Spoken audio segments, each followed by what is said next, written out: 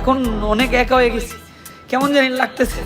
বাবা খুব ভেঙে পড়ছে, আম্মু খুব ভেঙে পড়ছে, আমার কোনো কিছু ভালো লাগতেছে না। এখন চার দেয়ালটা মনে হইতেছে কি আর বাসা না, আমার বাসায় থাকতে ইচ্ছা করতেছে না। বাপরেও ছাড়ে না। আফ্রিদির এই কান্না যেন জ্যান্ত তার প্রমাণ।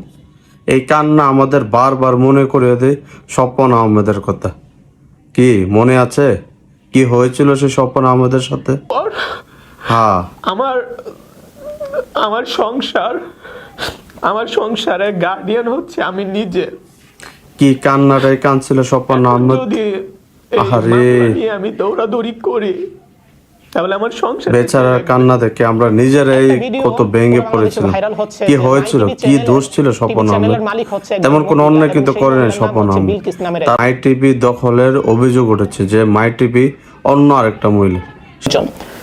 আমরা জানি তৌহিদ আফ্রিদির বাবা হচ্ছে মাই টিভি চ্যানেলের মালিক, কিন্তু সেই মহিলার দাবি এবং যেই প্রতিবেদন মানে একটা ভিডিও ভাইরাল হচ্ছে সেখানে স্পষ্ট দেখানো হচ্ছে যে তৌহিদ আফ্রিদির বাবা না বিশ্বাসঘাতকতা করে সেই মহিলার কাছ থেকে মাই টিভি কেড়ে নিয়েছেন।